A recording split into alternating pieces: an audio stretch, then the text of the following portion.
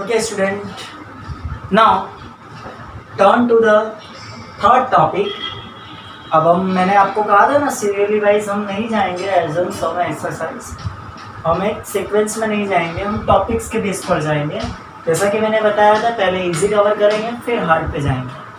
तो इस बार मैंने सम नंबर 11 लिया है जो रिलेटेड टू टॉपिक से अपना transactions for revenue and expense.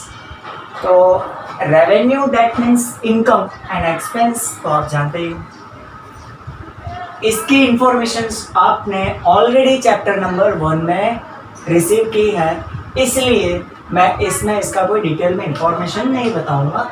Short में मैं समझा दूंगा कि आपको पता है income and expense both are converted और both are included in a nominal accounts.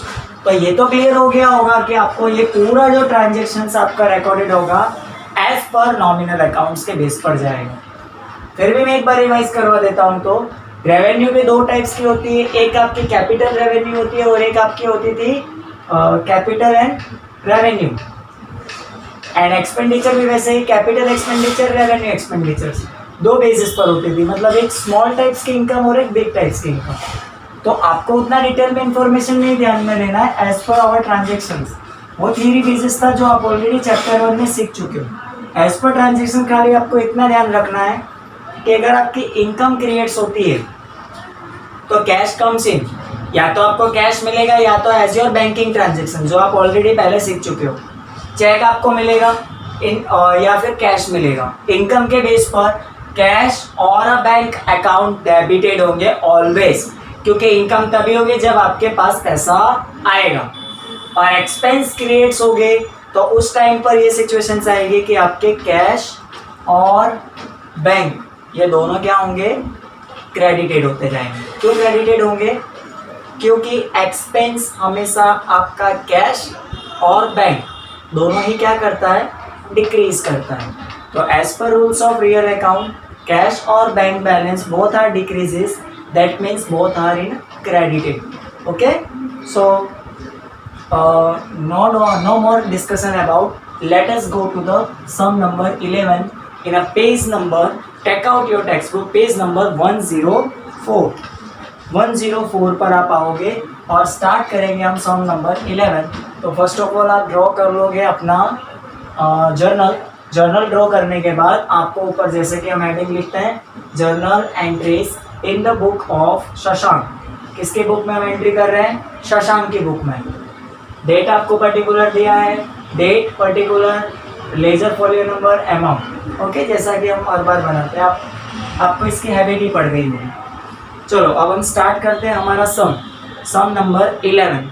तो सबसे पहला नंबर यहाँ पर आपको डेट का ईयर ऊपर ही दिया हुआ है, मई 2014 आपको ऊपर ही डेट दिया हुआ है। तो आप यहाँ पर कॉलम में लिख दोगे 2014 मई फर्स्ट मई का transaction. Paid ₹500 for refreshment and act inaugural function of shop यानी बिजनेस का एक्सपेंस हुआ। तो मैंने आपको बताया था ना दो टाइप्स की एक्सपेंस होती है, एक आपकी रेवेन्यू एक्सपेंस होती है और एक आपकी कैपिटल एक्सपेंस होती है। तो जो छोटे मोटे खर्चे होते हैं एज एन रेवेन्यू एक्सपेंस, उसको हम दूसरा नाम भी दे सकते हैं, that is means miscellaneous expense. और मिसलेनियस अगर बड़ा नाम हो गया आपको याद नहीं रहे तो आप दूसरा भी याद कर सकते हो एज एन सन्ड्रे एक्सपेंस। संडे की स्पेलिंग तो आती ही होगी आपको, बस उसमें RY लगाना है। सन्ड्रे SUNDRY सन्ड्रे एक्सपेंस। तो ये सारे एक्सपेंस जो भी क्रिएट्स होती है छोटे मोटे खर्चे एज एन बिजनेस लेवल, तो उसको हम सन्ड्रे एक्सपेंस कहते हैं। तो वहाँ पर आपको रिफ्रेशमेंट एक्सपेंस अकाउंट डेबिटेड नहीं करना।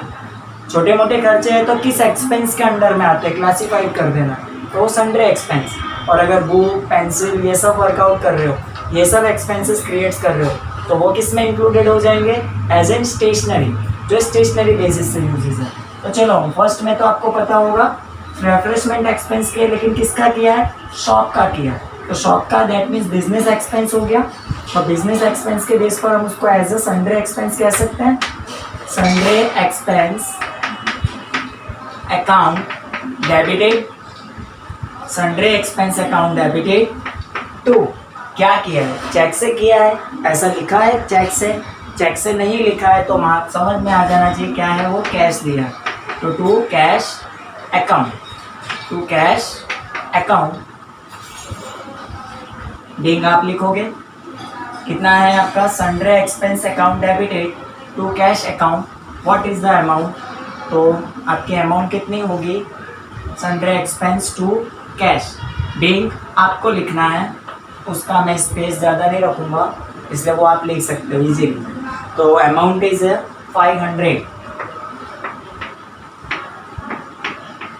Okay 500। Next transaction, purchase necessary books of accounts ₹400 for business.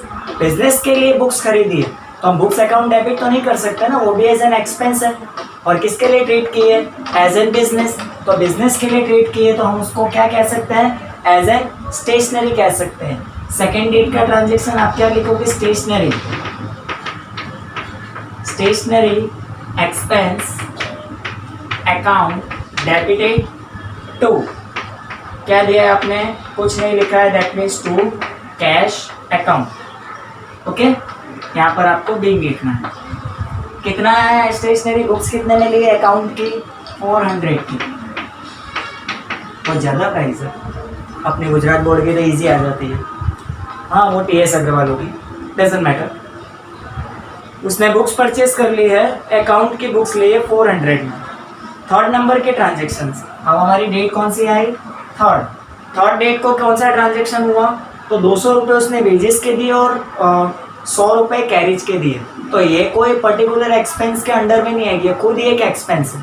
Wages का मतलब ये होता है कि आप जो कुछ मजदूरी करवाते हो अपने शॉप्स के अकॉर्डिंग, तो उसको डेली बेस पर जो प्रोवाइड्स करते हो, दैट इज़ अ वेजेस। और कैरेज का मतलब कि जब आप गुड्स को परचेज करते हो या सेल्स करते हो, तो परचेज और सेल्स के अकॉर्डिंग जो डिलीवरी करते हो गुड्स के, उस टाइम पर जिससे आप वर्कआउट कराते हो, तो उसको एज एन कैरेज कहते हैं, कि ऑन द स्पॉट जब आप उसको पैसे देते हो।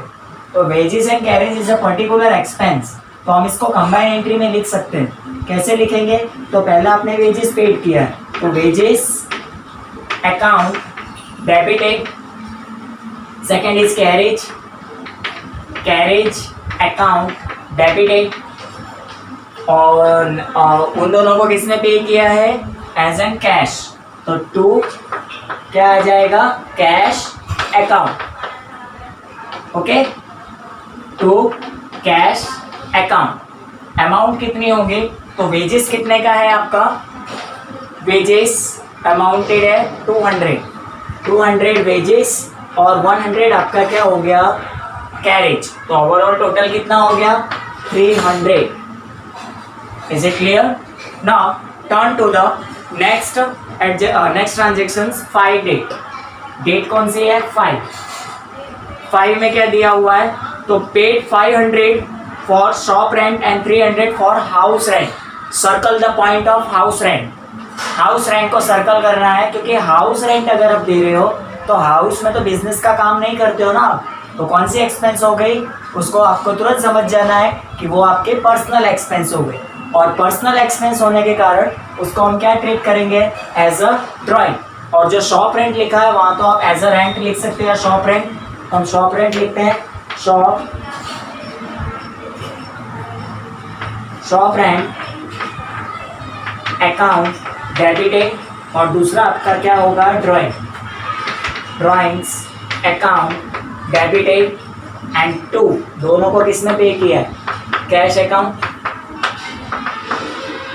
शॉप रेंट आपने कितना पे किया है, शॉप का रेंट 500 और हाउस का rent, shop is 500, house is 300, तो ओवरऑल टोटल कितना हो गया, 800। Okay, shop rent is 500 and house rent is 300, तो आपका टोटल कितना हो गया, 800। So next questions, next transactions, being के लिए आपको स्पेस रखना है।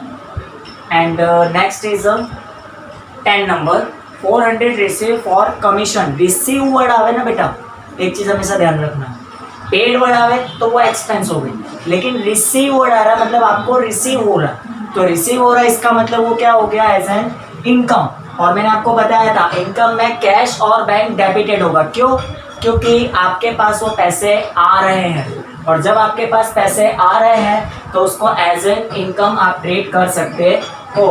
तो 5 नंबर जो आपका है paid ₹500 for shop rent and 300 for house rent, sorry transaction number 10, 400 for received commission.